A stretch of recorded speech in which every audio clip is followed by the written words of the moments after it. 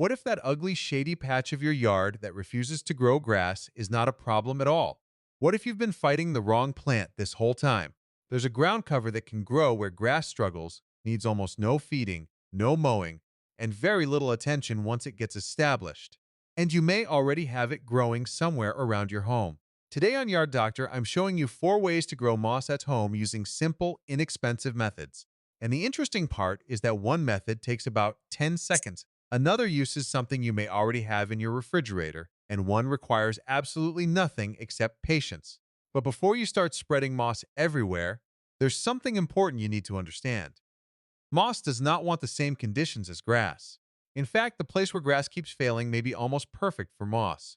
Most grasses want plenty of sunlight, nutrients, good drainage, and room for their roots to develop. Moss is completely different. Moss generally prefers shade, moisture, and surfaces where it can stay undisturbed. It doesn't have true roots like grass. Instead, it uses tiny structures called rhizoids to attach itself to surfaces. Moss can take up water and nutrients from its surroundings, including rain and moisture on its surface.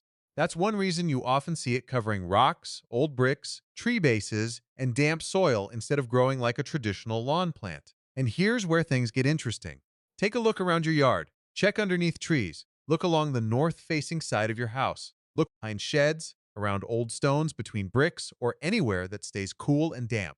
If grass repeatedly dies in one of those places, don't automatically assume the soil is terrible. The conditions may simply be better suited for moss. Soil acidity can also matter. Many mosses tolerate or prefer more acidic conditions than common lawn grasses, although the exact preference depends on the moss species. Grass often performs well around a mildly acidic to near-neutral soil pH, while many mosses can thrive at lower pH levels. That means you shouldn't think of moss as something that needs to be forced into a lawn. Instead, think of it as a plant that naturally takes advantage of conditions where other plants struggle. And once you understand that, growing moss becomes much easier. So let's get into the first method. And this one can give you a real moss patch faster than simply waiting for nature to do all the work. Method number one is simple: forage and transplant. This is probably the best option if you already have moss growing somewhere nearby. Before buying anything, walk around your own property. Look in shady, damp areas. Check around tree trunks, old bricks, rocks, garden edges, or places where moss is already growing. If you find a healthy patch in an area where you don't mind removing some, you have your starter material. And if you don't have any moss on your property, ask a neighbor. Someone who considers moss a nuisance may be very happy to let you take a small amount. Just remember one important rule: don't remove moss from parks, public land, protected areas, or someone else's property without permission. Free doesn't mean taking something that doesn't belong to you. Once you've found your moss, choose the new location carefully. This is where many people make their first mistake. They take perfectly healthy moss and put it somewhere that receives strong afternoon sunlight and dries out every day. Then they wonder why it dies.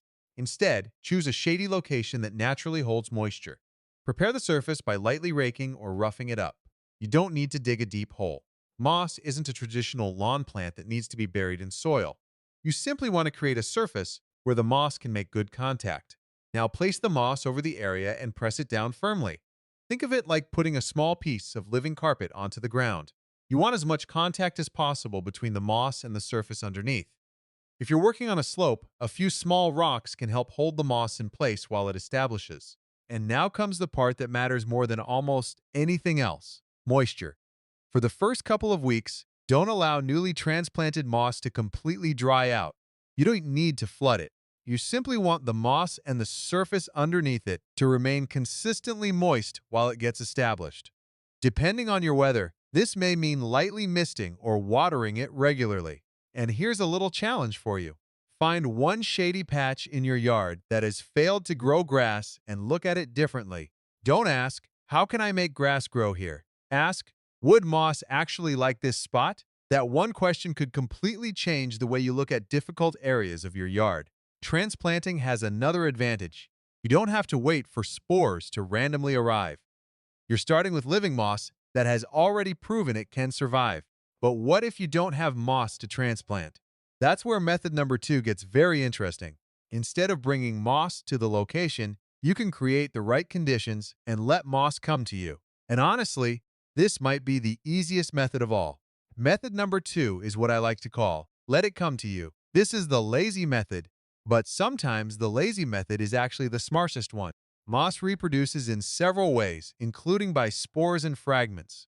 Moss spores are extremely small and can travel through the air.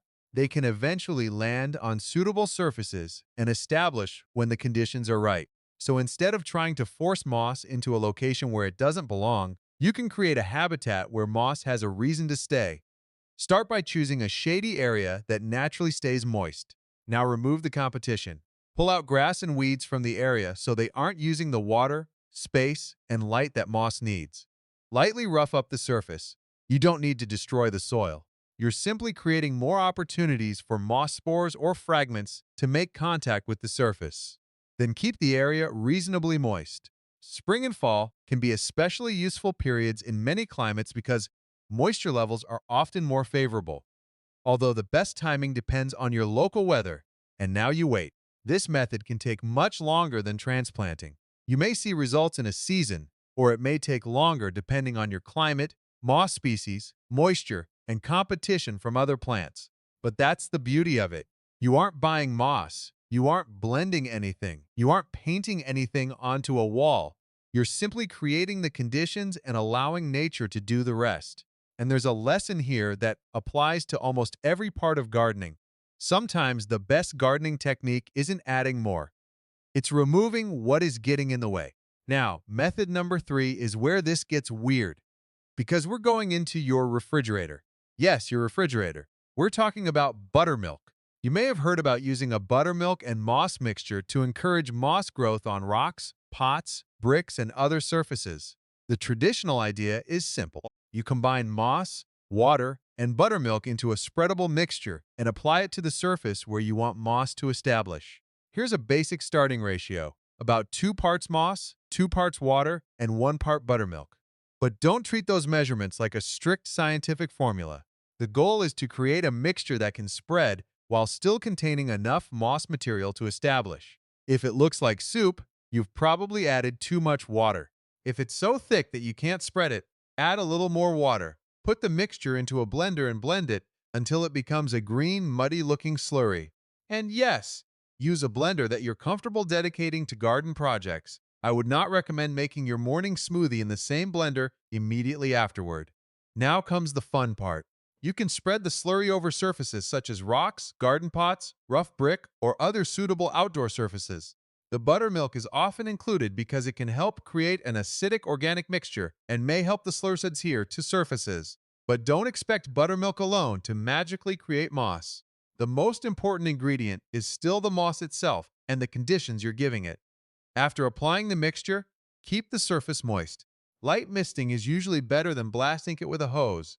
You don't want to wash your carefully applied moss mixture away. And don't panic if the area looks absolutely terrible at first. Fresh moss slurry doesn't look like a beautiful green carpet. It looks like green mud. That's normal. Give it time. If you see excessive mold or white fuzzy growth, back off on the moisture for a short period and improve airflow. The goal is to keep the moss material from completely drying out without creating a constantly wet, stagnant environment.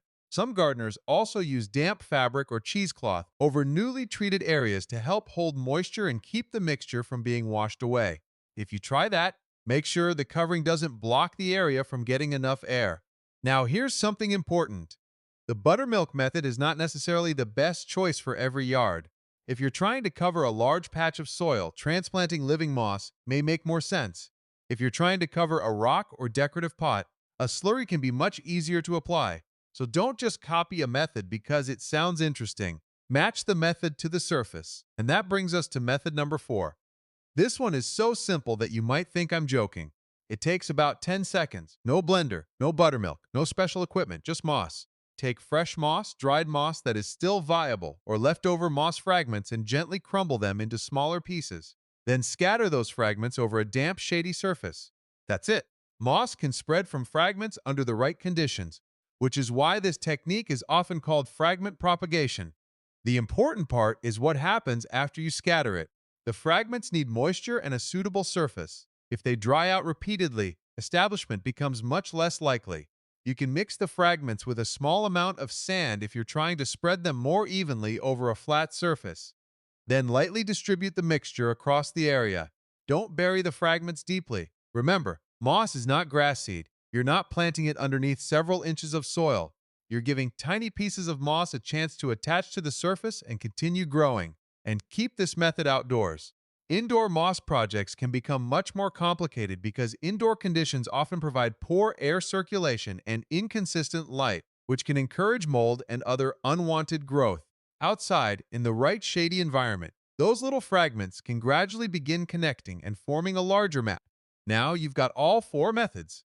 But here's the question I know you're thinking. Which one is actually the best?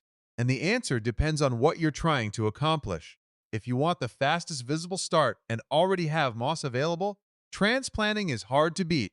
You're taking living moss that is already established and placing it directly where you want it. If you want the least work possible, letting moss come naturally may be your best option. You prepare the habitat, remove competing plants, maintain reasonable moisture, and let nature decide when the moss arrives. If you're trying to cover rocks, pots, bricks, or another uneven surface, the moss slurry can be useful because it gives you a way to spread moss material across places where a whole piece of moss might not stay in position. And if you want the simplest technique of all, crumbling and scattering moss takes almost no time. But there's something more important than choosing the perfect method. You need to choose the right location. This is where many moss growing attempts fail. People focus on the recipe. They ask, how much buttermilk should I use? Or how much moss should I blend? But the bigger question is, does this location actually behave like a place where moss wants to live? If the answer is no, changing the recipe probably won't solve the problem. Moss generally does best where it can avoid drying out constantly. Shade is important for many mosses, especially in hot climates. Moisture is important, and the surface matters too. Moss can grow on soil, rocks, bricks, tree bases, and other surfaces depending on the species and conditions. Another factor is competition. If grass and aggressive weeds are growing everywhere, they can outcompete young moss fragments.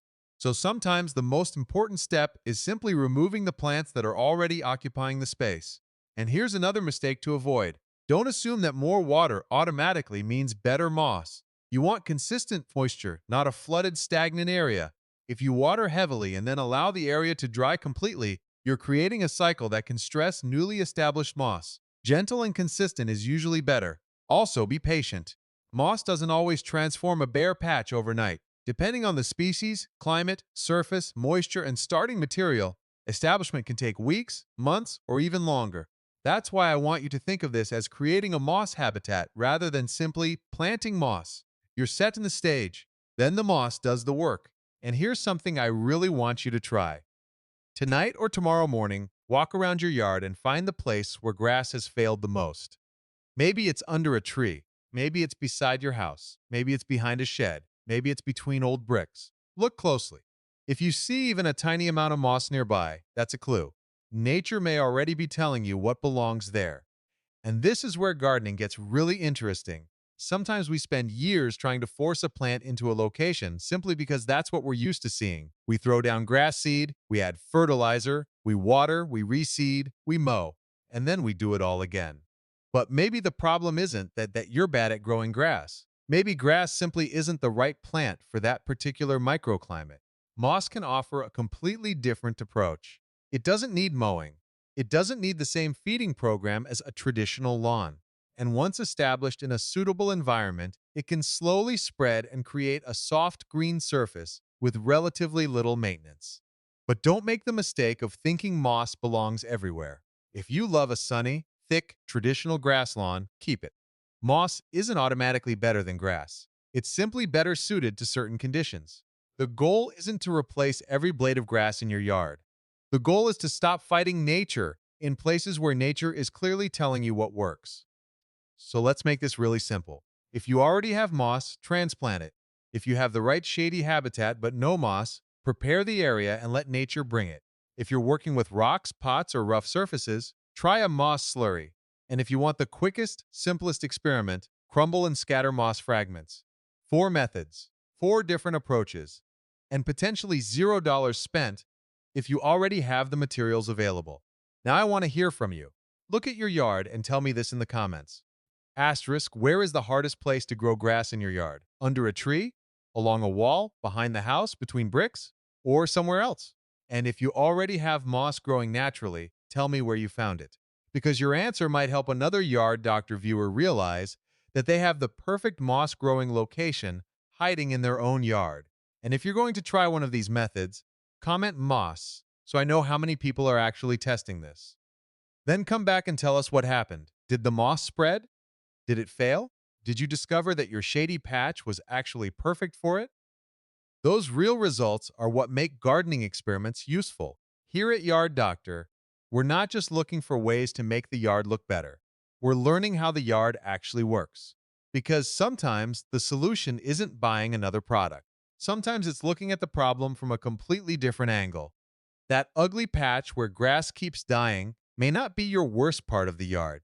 It might be the part that's been telling you exactly what to grow. So before you buy another bag of grass seed for that shady corner, stop for a second. Look at the moisture. Look at the shade.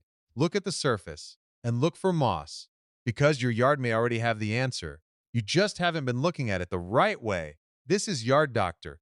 Keep growing, keep experimenting, and I'll see you in the next one.